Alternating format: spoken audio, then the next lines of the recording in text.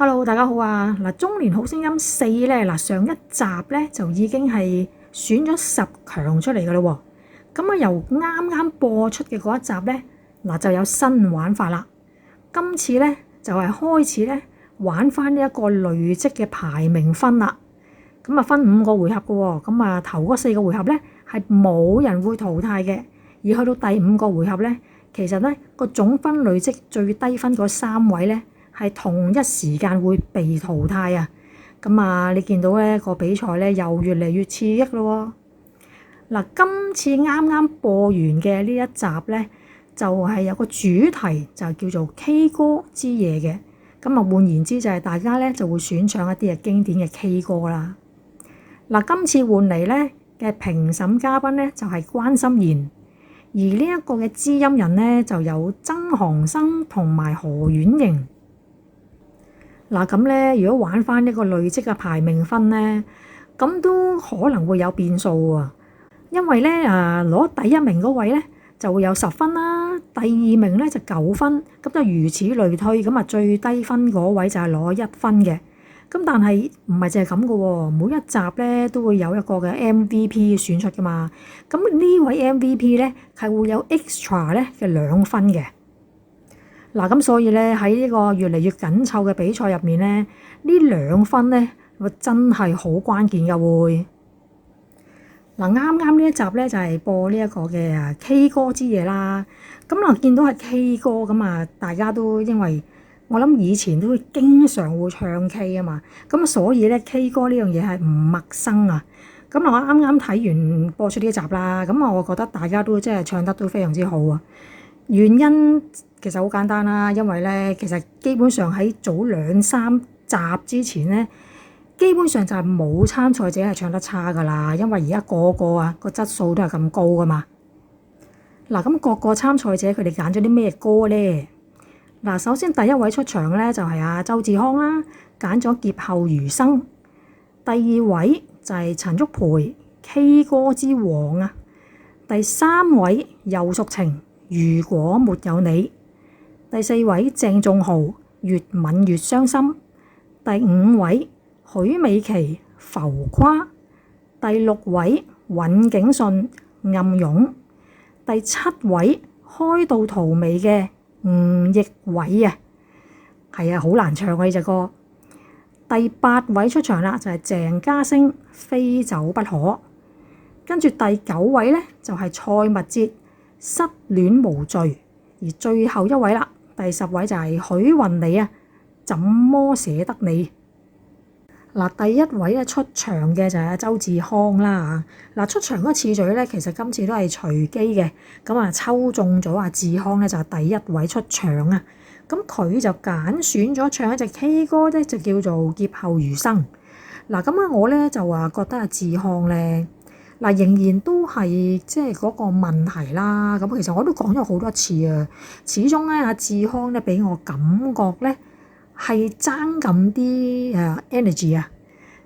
我上幾次我都係咁樣講啦，咁所以咧有陣時聽佢唱歌咧穩陣嘅嚇，咁啊妥妥當當咁樣唱完啦隻歌，咁但係爭咗啲層次咯嚇，咁所謂嘅層次就當然係少不免就係用把聲嚟到去製造呢個層次啦。咁佢就係因為即係爭咁啲力咧，咁所以有陣時聽啲歌咧就會覺得好似變咗冇一個焦點響樹啊嚇，咁我都希望志康咧睇下可唔可以真係有機會入到個 final 啦嚇，因為而家咧10強咧基本上咧由今集開始咧各個評判俾嘅分咧都真係會咬得好緊㗎啦，咁啊所以你話爭1-2分咧就係爭1-2分㗎，真係唔係講玩㗎嚇。咁啊，今次佢呢隻劫後餘生咧，咁普普通通咯，我聽落就會覺得，即係你話即係聽到都覺得唱得好好咧，我又未有呢個感覺啊。咁佢今次咧就個分數咧就係85分嘅，咁又係中游位置啦。咁同埋都因為佢係第一位出場啦，咁所以咧個分數都係around呢啲位咯。同埋咧，今次咧個比賽咧都幾特別嘅喎，因為咧我諗都可能都真係要讚下咧呢個嘅節目組啦。佢哋咧就今次咧就搞啲新意思喎。見到咧各個參賽者出嚟唱嘅時候咧，嗱個後面嗰個屏幕咧就有播真係好似學人哋咁咧，係即係點 K 歌啊！即係有啲 MV 走出嚟啊，而當中嘅主角咧就係出場唱歌嘅嗰位參賽者啊，咁都幾特別喎。同埋加埋先前嗰啲鐘聲家族嘅成員啦，有份幫手拍嘅，咁咧我覺得都幾特別。同埋我發覺咧都拍出嚟咧啲 MV 咧，我發覺啲水準都有翻咁上下喎，都好過咧真係咧你話當年啊去睇呢一啲嘅K 歌咧，佢播出嚟嗰啲 MV 咯，因為以前嗰啲咧真係流流地噶嘛。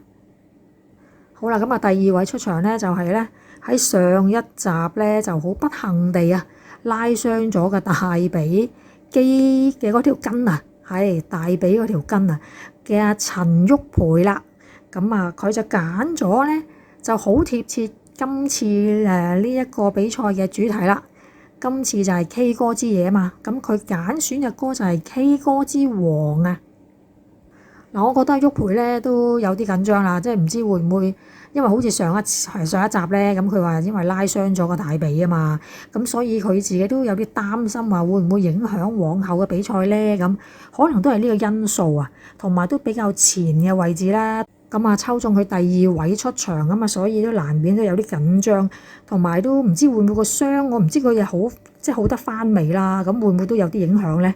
咁所以見佢頭嗰句咧就都聽到佢有走音啊，咁所以我話咦喂大佬呢，即係呢啲咁嘅時候啊，嚟到而家咁尾段嘅比賽，即係呢啲都真係扣分位嚟嘅喎，咁所以就呢度真係有少少就話可惜咗少少咯。咁我覺得毓培佢唱呢隻歌咧都唱得幾唔錯啊。咁但係當然啦，即係有少少瑕疵就扣一分，咁咪會爭咁啲嘅。見阿毓培咧，我都發覺佢咧而家開始唱呢一個廣東歌咧，都真係已經進步咗，同埋覺得佢啲信心都大咗啊！咁佢今次咧唱呢隻 K 歌之王咧，佢係攞到係88分嘅。咁當中都有評審咧都話啦，真係你有走音喎，咁都冇辦法就一定要扣分啦。咁所以嗰度如果扣咗少少分就有88分啦。咁你話如果唔扣分咧，咁其實咧呢首歌咧我都覺得咧阿毓培咧唱都應該係會有9字頭嘅。咁今次就冇啦，因為走咗少少音啦，咁所以俾人扣咗分啦。咁所以咧佢今次咧就係攞88分嘅。好啦，第三位咧被抽出場比賽嘅咧就係游淑晴啊。咁佢揀選咗隻 K 歌咧就叫做如果沒有你。嗱，佢上一次咧就揀咗容祖兒嘅痛愛嚟唱啦。咁我就覺得咧嗰隻歌咧佢我自己感覺上啦，我都其實都喺條片都有講過㗎啦。咁我就覺得就麻麻地即係俾我感覺但係今次咧佢唱如果沒有你咧，好明顯啦，我自己覺得咧佢係唱得好過上次咧揀痛愛嗰一次啦。淑晴咧都一貫咧佢都係挑戰啲高難度㗎。呢隻歌都係高難度啊。亦都見到淑晴咧，今次又翻嚟啦個狀態。前半段咧就反而冇後半段唱得咁好喎，我自己覺得佢後半段咧就係嘅，越嚟越個感情入到去咁所以變咗咧我就即係開始就覺得哇有感覺啦。但係不過咁樣啦，我自己咧個人嘅喜好咧就我對於嗰啲咧要飆高音咧嘅歌咧，其實我麻麻地嘅。呢個純粹係我個人喜好咋。今次淑晴咧，佢呢首歌咧後半段咧亦都有爆上去嘅飆高音嘅當然啦，呢啲咁嘅高難度動作，梗係難唔到淑晴噶嘛。佢當然做得好好啦。雖然我自己唔係好中意即係成日飆高音但係佢確實都真係呢首歌，佢係唱得呢個位咧係即係爆上去，我都有少少起雞皮今次係高分嘅算係高分㗎啦今次佢有93分喎。上次佢唱痛愛咧都係得90分咋嘛咁所以咧我點解話我覺得今次佢又唱得好過上一次啦？嗱，其實咧，我話我自己個人喜好咧，唔係好中意即係啲歌咧成日飆高音。其實有原因嘅，即係其實有陣時啊，其實應該好多時啊，見到有一啲歌手咧唱啲歌咧，你咁爆上去啲飆高音咧，我自己首先我第一個感覺覺得會好嘈啦，同埋咧好多情況底下我都覺得佢係真係為爆上去飆高音咧而去做呢個動作咯。咁基本上呢隻歌聽落係會唔好聽㗎喎。嗱其實隻歌佢有冇必要喺嗰個位係即係情感爆發嗰隻爆上去啊？定係你係特登想 show off 去爆上去咧？你唔好以為聽歌嘅人聽唔出先得㗎，係聽得出㗎嘛。咁啊，幸好咧，今次咧阿淑晴咧就冇俾到我呢隻感覺嚇。咁我真係覺得佢係有需要，同埋佢係真係有嗰個情感爆發而做出嚟嗰個飆高音。咁所以咧 OK 啊。第四位出場嘅咧就係阿鄭仲豪啦，咁啊揀選咗阿蘇永康嘅越吻越傷心。喂，我當我見到咧佢揀呢隻歌咧，我真係冇諗到咧阿仲豪會揀阿蘇永康嘅呢一隻歌。其實呢隻歌咧都唔容易唱，因為咧個歌詞係密集嘅，又係咧好似咧上一次參加比賽嘅參賽者咁啊，都會揀到一啲歌咧就係歌詞密集兼且啊冇唞氣位啊。咁啊阿蘇永康嘅呢一隻越吻越傷心咧，就係有呢一種嘅歌詞喺度啊。咁所以咧，哇，仲豪點解揀呢隻歌咧？我咪都擔心啦，梗係即係雖然咧佢哋呢班人咧都個個都身經百戰啊，咁但係喂你比賽少不免都有啲緊張啊。如果吞下口水咁樣，你話嗰句嘢你又冇得唞氣啊，真係可能中間咁突然間吞下口水，你都幾係嘢嘅喎。咁好彩咧，咁啊仲豪就冇呢個情況出現啦，咁啊安全咧過渡嘅。同埋咧，我又覺得咧，其實由好幾次即係由好幾集開始嘅，就見到阿仲豪咧，我發覺佢係進步，真係進步咗都好多下。因為由即係初咧，我都話啦，佢即係俾我印象最深刻嘅咧，就係佢唱 Lose Control 啊嘛。咁你真係喺度純一個 rock 友俾我個 image 係咪？咁但係而家慢慢咧，我發覺佢係又俾我有另一種嘅味道啊！因為原來我發覺咧，佢越嚟越感性啊，俾我一個感覺啊，唔知點解喎嚇。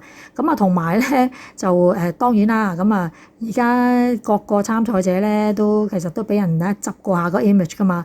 咁同翻你話佢頭咁樣參加比賽嗰陣時嗰個樣咧，就確實都好多參賽者都已經係有好大嘅分別㗎啦嚇。咁不過咧，唱呢類型嘅歌咧，咁啊仲豪都仍然我都覺得佢需要係都要啲時間再去進步啦嚇。因為呢隻歌俾我感覺佢就唱得係普通咗啲咯嚇，有啲平淡咯嚇。咁呢隻歌其實都唔易唱啊嚇。首先咪就係頭先嗰一句即係唞唔到氣嗰啲，即係水蛇春咁長嘅歌詞啦嚇。咁但係你知啦，蘇永康啲歌嘛都本身都已經唔係容易唱㗎啦，因為佢都又係啲好着重係唱嗰個情感出嚟㗎嘛。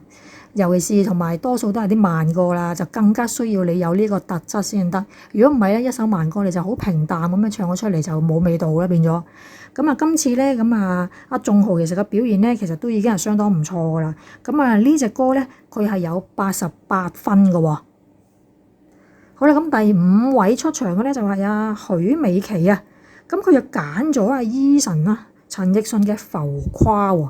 嗱，其實咧喺電視度咧都見到佢有啲嘅片段啦嚇播出嚟咁嗱，基本上冇認真咁講話係邊個唱咩歌啦。咁但係已經聽到啲聲帶，咁啊認得把聲係阿美琪嘅，咁已經又認得首歌係《浮誇》嚟喎。咁我嗰下我話哇，美琪揀 Eason 嘅《浮誇》。即係女仔唱浮誇喎，咁老實講咧，咁我都覺得係都幾新鮮㗎。咁你話喂擔唔擔心佢唱唔掂？嗱，我又冇呢個擔心喎。因為我又覺得阿美琪咧，佢把聲佢又 handle 到呢啲歌。嗱，我都講咗咧，其實阿美琪咧，其實好多時俾我感覺都係佢係好 drama 嘅嚇。咁啊，所以咧呢類型嘅歌，我覺得其實啱佢唱㗎喎。咁啊，問題就係睇佢嗰個現場個發揮係點樣啦，同埋佢有幾理解隻歌啊？因為通常咧你就要理解得好咧，先可以唱得好噶嘛。如果你理解唔到隻歌，你好難 deliver 隻歌噶。嗱，咁當然啦，你話阿美琪啊揀咗阿 Eason 嗰啲隻浮誇，咁真係少不免都真係會攞阿 Eason 嗰個 version 咧嚟到去作比較。咁我就略嫌咧阿美琪咧就唱得即係唔夠 wild 啦，因為呢隻歌其實都話明浮誇咧，我又覺得佢未夠誇張嚇，即係佢唱唔到。係咯，佢帶出唔到呢個 point 咯，我覺得。因為如果你話好似阿 Eason 咁樣係唱得會再 crazy 啲噶嘛，同埋咧都見到咧阿美琪咧嗱，雖然咧其實佢啲唱得相當唔錯啊，咁但我係略嫌咧阿美琪佢嬲尾唱到最後面咧個粒音咧，我嫌佢唔夠 raw 啊嚇。如果佢再 raw 啲咧，咁我覺得咧咁都收尾都算係收得幾好噶嚇。咁啊好彩咧，阿美琪咧本身咧佢自己個 vocal 咧都比較 powerful 一啲啊嘛。咁呢隻歌咧佢所以駕馭到嘅嚇。咁只不過就係爭咗，都係爭咗少少。我覺得佢唔夠wild 啊嚇。如果唱得 wild 一啲咧，咁就 very good 啦。咁啊今次咧佢唱浮誇咧都真係唔算低分㗎啦。咁啊有90分嘅。咁啊冇辦法啦，又嚟到呢個尾段嘅比賽咧，就係而家即係評判咧佢比分都比較咬得比較緊啲嚇，咁所以咧而家即係你話真係攞到9字頭咧，咁都已經係相當唔錯㗎啦嚇，90分。嗱咁跟住出場嘅咧就係有尹景順啊，咁佢又揀咗咧暗湧呢隻歌嚟唱。嗱呢隻歌都係又係啦，都唔係容易唱㗎啦。咁啊同埋阿景順都好中意係揀阿王菲嘅歌啦嚇，咁係啦都真係嘅。咁原來大家都稱呼阿景順咧做呢個男版王菲啊嘛，係咪？咁啊，所以咧，冇辦法，因為阿景順咧同埋阿王菲咧，都係兩個咧都係好有性格嘅一個歌手啊。咁暗湧呢隻歌啊，咁啊，梗係難唱啦，因為呢隻歌咧個音差都好闊下，咁所以就難唱啦。咁但係阿景順咧，佢其實如果你話佢技巧上喂咁嗱，雖然我唔識評啦，咁但係我就咁聽都喂唔係第一次㗎啦，咁啊高難度嘅歌咧，咁佢都唔係第一次唱啊，咁所以咧，我聽落就係會有新鮮感嘅呢隻歌度，仍然都有新鮮感，因為本身阿景順把聲都比較特別啲啊，即係我都講咗啦，你話中星4入面咧，咁即係如果比較突出啲嘅咧，唔係太多人嘅啫，咁啊阿景順係其中一位啦。因為佢把聲咧比較特別啲啊，同埋呢個辨識度都比較高啊。嗱，咁啊成首歌咧，咁啊我都覺得阿景順咧，咁都應該係越唱越好嘅。開頭咧就就爭少少咯嚇，咁但係咧都一路唱咧，咁我都開始係覺得都有即係流水行雲嘅感覺㗎。咁佢都呢隻歌咧，佢都唱得真係幾唔錯啊！喺咁高難度嘅情況底下，咁佢呢隻歌咧就有90分嘅，咁啊都係唔算低分啦。咁尤其是咧呢一類型咧，即係啲歌咧，佢本身咧啲音咧個音差會咁闊咧，咁好容易咧，譬如又高又低咧，係好容易走音嘅。咁啊景順就相當之穩陣啦，就冇走音嘅情況出現㗎。好啦，咁啊跟住出場嘅咧就係阿吳奕偉，咁啊揀唱嘅歌咧就叫做開到荼蘼，咁啊又係咧啲好鬼難唱嘅歌啦嚇，咁即係阿奕偉都係㗎啦，都係向高難度挑戰啊。不過咁佢自己本身都係音樂嘅製作人啦，咁所以咧我覺得係有優勢嘅。咁起碼咧佢會即係佢做製作㗎嘛，咁所以我覺得佢理解個歌嗰度咧係會做得比較好啲啊嚇，咁所以咧呢一度咧更加能夠幫到佢咧去投入隻歌咯。咁同埋加上咧今次咧又係啦，咁製作組都幫每一個嘅參賽者咧都度身訂做一個 MV 啦，咁所以佢哋自己又有去演出啊，咁係幫咗好大忙嘅。嗱都係啦，咁又係好似其他參賽者咁樣，我都覺得阿奕偉咧開頭嗰度咧就好似都未係熱身舊啊，咁我覺得就佢係又係越唱越好啦，後半段開始就係越唱越好啦。咁見到阿易偉佢自己亦都相當投入隻歌啦，咁同埋都見到咧啲評審亦都好投入喎，見到佢哋都係知道佢哋完全好 enjoy 緊阿易偉去唱呢隻歌，咁所以咧呢隻歌咧就應該係全晚最高分啦。咁易偉咧呢首歌佢係攞到94分嘅喎，咁其實真係算係相當高㗎啦。咁尤其是咧，你話開到荼蘼啊，同埋頭先阿許美琪唱嘅浮誇，咁呢一類型嘅歌咧比較上咧換味比較重嘅歌啊，咁都真係唔係好容易去 handle 啊，尤其是你唱現場啦，同埋加上係比賽啦，咁當然即係臨場嗰個表現都有陣時會唔會有突發嘢影響咗咧？咁都真係唔係冇危險嘅喎。咁我覺得咧，阿易偉咧佢都係好聰明啊！我見佢都好常用一啲嘅肢體語言咧嚟到去幫自己帶自己去入隻歌嗰個情緒啊！咁所以咧我覺得就呢一度咧，我又覺得佢係幾聰明地去幫自己咧，能夠好好咁樣咧嚟到 deliver 隻歌啊！即係不愧係真係音樂嘅製作人啊！好，咁第8位出場嘅咧就係鄭嘉星啊！咁揀唱隻歌就叫做非走不可。嗱，咁嘉星咧佢今次咧唱呢隻歌又唱得好好。我自己咧就覺得咧，其實今次佢唱呢一個非走不可咧，應該係佢咁多次比賽入面咧，我覺得佢係表現得最好嘅係今次咯。佢今次就真係唱得好好呢隻歌，我係有起雞皮嘅感覺㗎，聽佢唱呢隻歌。咁加埋佢自己嗰個投入度咧，咁係帶咗我入隻歌入面嗰個氛圍同埋嗰個情緒啊。咁所以咧就我又聽得都呢隻歌係我自己都聽得好投入，同埋就係又係咯，我起雞皮嘛。嗱，如果能夠唱歌令到我覺得起雞皮嘅咧，咁都真係唔嘢少㗎。咁我就十分之欣賞佢今次呢一個嘅表現啊。咁所以咧就嗱，雖然你話個分數可能都唔係話太高啫喎，不過都有91分。